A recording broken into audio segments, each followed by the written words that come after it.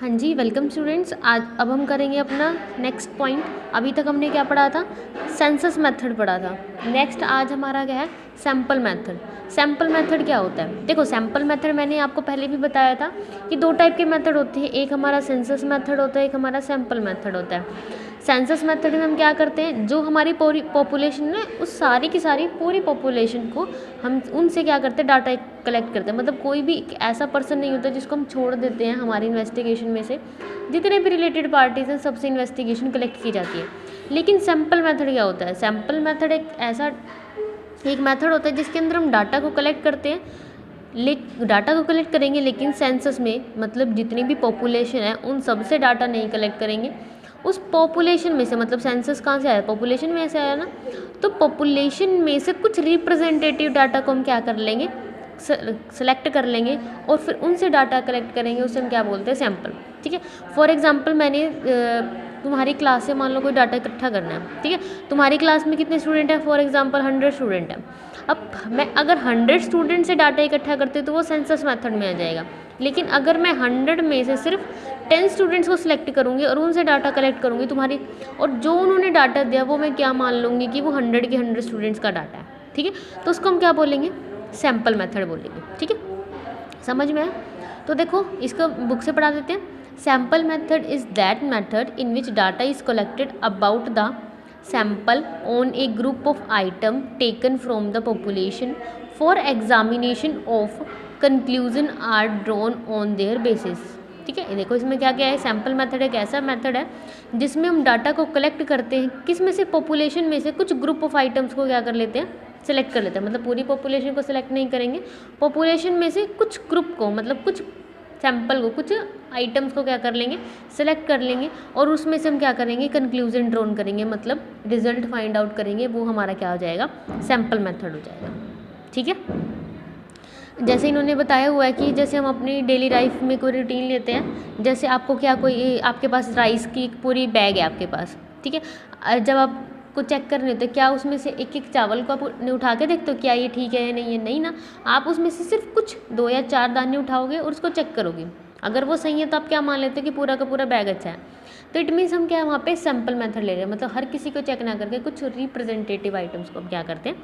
Select करके conclusion निकालते हैं। ठीक है। या फिर दूसरा ले सकते हैं, जैसे इसमें बताया गया कि जब वो क्या करते हैं, डॉक्टर से जब मान लो हम कोई टेस्ट वगैरह कराते हैं तो वो ब्लड सैंपल लेते हैं ना, सिर्फ ब्लड की 2 या 4 ड्रॉप लेते हैं और उसमें से रिजल्ट निकाल देते हैं कि आपको कोई दिक्कत है, कोई डिजीज़ है या नहीं है। क्या आपके पूरी ब्लड को टेस्ट करते हैं? नहीं करते ना। तो इट मीन्स वो क्या आपका सैम्पल मेथड है। ठीक है। नेक्स्ट आता है suitability of the sample method. Sample method की सुटेबिलिटी क्या है? फर्स्ट क्या है? जहाँ पे आपका पॉपुलेशन बहुत ज़्यादा लार्ज होती है।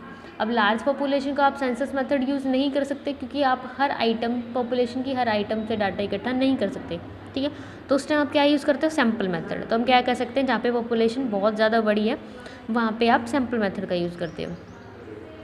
नेक्स्ट आता है very high degree of accuracy is no needed. जहाँ पे आपको हाई डिग्री ऑफ एक्यूरेसी की ज़रूरत नहीं पड़ती, क्योंकि जहाँ पे सैम्पल की बात आती है वहाँ पे एक्यूरेसी ज़्यादा नहीं होती।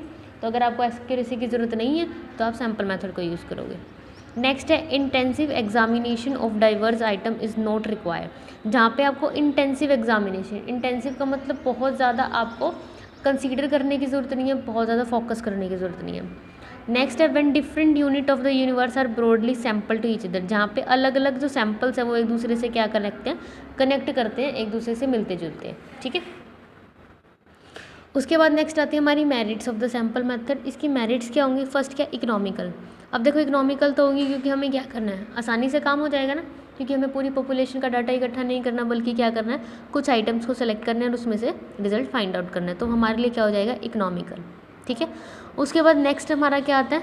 इकोनॉमिकल में तुम ये भी लगा सकते हो कि तुम्हारा खर्चा कम आने वाला है। ठीक है, क्योंकि कुछ आइटम्स को सिलेक्ट करके उनसे डाटा इकट्ठा करना है। उसके बाद नेक्स्ट आता है तुम्हारा टाइम सेविंग। अब देखो, टाइम सेविंग तो अपने आप ही होगा क्योंकि आपको इन्वेस्टिगेटिंग सारी के सारी पॉपुलेशन में नहीं करना, आपको कुछ आइटम्स को सिलेक्ट करना है। अब देखो, एक आपको 100 यूनिट्स का डाटा इकट्ठा करना है। जैसे मैंने कहा कि 100 स्टूडेंट्स में से सिर्फ मैंने 10 स्टूडेंट्स को सिलेक्ट किया, तो देखो टाइम तो बचेगा। अगर 100 स्टूडेंट्स का डाटा इकट्ठा करते ज़्यादा टाइम लगता, लेकिन अगर 10 का करोगे तो कम लगेगा। तो हम क्या कह सकते हैं कि डाटा कलेक्ट करने में हमारी टाइम की क्या हो जाती है, बचत हो जाती है, सेव हो जाता है, ज़्यादा टाइम हमारा नहीं लगता। उसके बाद है आइडेंटिफिकेशन ऑफ एरर। हम क्या कर सकते हैं, एरर निकाल सकते हैं, गलतियाँ निकाल सकते हैं। देखो लिमिटेड नंबर में जब आइटम होंगी, क्योंकि 100 का सेलेक्ट करके उनका गलतियाँ निकालना और 10 में से गलतियाँ निकालना बहुत आसान हो जाता है ना। तो हम जो गलतियाँ होती हैं हम वह क्या करते हैं, ईजिली फाइंड आउट कर सकते हैं और एक्यूरेसी की चेक कर सकते हैं कि जो 10% से हमने डाटा इकट्ठा किया है, हम ये देखेंगे कि क्या उन्होंने एक्यूरेट डाटा दिया है या फिर नहीं दिया। अगर कोई गलती है, एरर है, तो उसे हम जल्दी फाइंड आउट कर लेते हैं। उसके बाद आता है हमारा लार्ज इन्वेस्टिगेशन। जो हमारी इन्वेस्टिगेशन एरिया होता है बहुत ज़्यादा लार्ज, तो इसलिए उसके एडवांटेज यही हो जाएगी कि जहाँ पे हमारे इन्वेस्टिगेशन का एरिया लार्ज है, जहाँ पे हम सेंसस मेथड को यूज़ नहीं कर सकते, वहाँ हम सैम्पल मेथड को आसानी से यूज़ कर सकते हैं, ठीक है। या फिर लार्ज पॉपुलेशन एरियाज़ होंगे तो वहाँ पे हमारी कॉस्ट ज़्यादा आएगी, हम अफोर्ड नहीं कर सकते, तो सैम्पल मेथड कुछ % से डाटा इकट्ठा करके हम उसे अफोर्ड कर सकते हैं, रिजल्ट फाइंड आउट कर सकते हैं।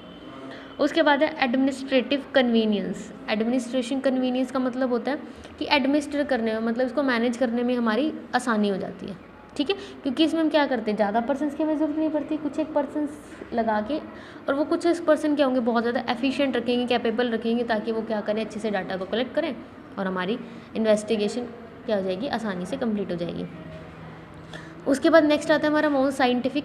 ये हमारा क्या होता है, मोर साइंटिफिक मेथड है, क्योंकि इसमें हम डाटा को हर एंगल से स्टडी करते हैं, मतलब हर पॉइंट को कंसीडर किया जाता है, हर पॉइंट ऑफ व्यू से कंसीडर किया जाता है। तो इसलिए हम ये कह सकते हैं कि इसमें किसकी ज़रूरत होती है, साइंटिफिक नेचर की ज़रूरत होती है। उसके बाद नेक्स्ट आती है हमारी डीमेरिट्स ऑफ सैम्पल मेथड। इसकी डीमेरिट्स क्या होंगी, फर्स्ट क्या होगा, पार्शियल। इसमें सभी इन्फॉर्मेशन से कलेक्ट नहीं किया जाता, मतलब यूनिवर्स के कुछ आइटम्स को क्या कर दिया जाता है, छोड़ दिया जाता है, और कुछ से ही डाटा इकट्ठा किया जाता है। तो इट मीन जो हमने डाटा छोड़ दिया, क्या पता वो बहुत अच्छा इन्फॉर्मेशन दे सकता था, ठीक है। तो पार्शियल इन्फॉर्मेशन हमें यहाँ पे मिलती है, क्योंकि हम यहाँ पे बाइसनेस भी आ सकती है, क्योंकि जो हमें सही लगे हम उनसे डाटा इकट्ठा कर लेते हैं, क्या पता उन्होंने डाटा गलत भी दिया हो, हमें नहीं पता चलता। और नेक्स्ट आएगा रॉन्ग कंक्लूजन। सेम यही आ जाएगा कि हमें कंक्लूजन क्या हो सकता है, रॉन्ग भी हो सकता है, क्योंकि जिनसे हमने डाटा इकट्ठा किया, मान लो उन्होंने गलत दे दिया डाटा, तो हम सभी का जो रिजल्ट निकलेंगे वो भी तो क्या होगा, रॉन्ग हो जाएगा। उसके बाद नेक्स्ट आ जाएगा difficulty in selecting representative sample, कि जो हमारे रिप्रेजेंटेटिव सैम्पल होंगे, मतलब जो हमने कहा कि मुझे 100 में से 10 स्टूडेंट्स को सिलेक्ट करना है। अब उन 10 स्टूडेंट्स को सिलेक्ट करने में हमें काफ़ी ज़्यादा दिक्कत आ सकती है, काफ़ी ज़्यादा डिफ़िकल्ट आ सकती है, क्योंकि हमें नहीं पता चलता कि एक्यूरेट डाटा कौन दे सकता है, ठीक है। नेक्स्ट है difficulty in framing sample. Same यही आ जाएगा कि हमें सैम्पल सेलेक्ट करने में मुश्किल आ जाएगी। उसके लिए नेक्स्ट क्या आ जाएगा, स्पेशलाइज्ड नॉलेज, कि हमें जब डाटा को कलेक्ट करना होगा सैम्पल मेथड के थ्रू, तो हमें क्या होगी, एक स्पेशलाइज्ड नॉलेज की ज़रूरत पड़ेगी। और वो स्पेशलाइज्ड नॉलेज हम नहीं कह सकते कि हर पर्सन के पास होगी, क्योंकि कोई पर्सन स्पेशलाइज्ड नॉलेज के बेसिस पे ये बता सकते हैं कि कौन पर्सन होगा जो रिप्रेजेंट, कौन सा डाटा क्या करेगा, पूरे यूनिवर्स को क्या करेगा, रिप्रेजेंट करेगा, ठीक है। तो हमें काफ़ी ज़्यादा प्रॉब्लम आ जाती है, इसलिए हम कह सकते हैं कि ये क्या हो जाएंगी, हमारी सैम्पल मेथड की डीमेरिट्स हो जाएंगी, ठीक है। उसके बाद हमारा नेक्स्ट आता है असेंशियल्स ऑफ सैम्पल, कि जब हम सैम्पल को सिलेक्ट करेंगे तो क्या क्या उसके अंदर होना चाहिए, असेंशियल होना चाहिए, मतलब ज़रूर वो चीज़ें होनी चाहिए। फर्स्ट क्या, हमारा जो सैम्पल है वो क्या होना चाहिए, रिप्रेजेंटेटिव। रिप्रेजेंटेटिव का मतलब होता है कि वो सैम्पल पूरी की पूरी पॉपुलेशन को क्या करे, रिप्रेजेंट करे, ठीक है। उसके बाद इंडिपेंडेंट, मतलब जो सैम्पल्स को जब हम सिलेक्ट करेंगे वो किसी भी फैक्टर के ऊपर डिपेंड नहीं होने चाहिए, ठीक है। कोई किसी अदर फैक्टर का उसका के ऊपर अफेक्ट नहीं पड़ना चाहिए, ठीक है। वो इंडिपेंडेंट नेचर के होने चाहिए। उसके बाद है होमोजेनिटी। जब हम क्या करते हैं, जब हम सैम्पल्स को सिलेक्ट करते हैं यूनिवर्स में से, वो सारे, तो फिर यूनिवर्स के अंदर जितनी भी आइटम है वो क्या होनी चाहिए, होमोजीनियस नेचर की होनी चाहिए। होमोजीनियस मतलब समरूप, एक जैसी, क्योंकि हर पॉपुलेशन में 10% सेलेक्ट करने हैं। अब वही सबसे अलग अलग हो जाएंगे, मतलब सैम्पल और पॉपुलेशन से आपस में एक जैसे नहीं होंगे, तो डाटा तो फिर तो गलत ही आ जाएगा। तो इसलिए हमारा सैम्पल क्या होना चाहिए, होमोजीनियस नेचर का होना चाहिए। नेक्स्ट क्या है, एडुकेसी, मतलब कि जब भी हम डाटा को इकट्ठा करेंगे तो एक ऐसा रिलायबल कंक्लूजन निकालने की कोशिश करेंगे जो पूरी की पूरी पॉपुलेशन को क्या करे, कवर करे, मतलब उसके करैक्टरिस्टिक्स जो है उसके ऊपर डिपेंड हो। Okay students.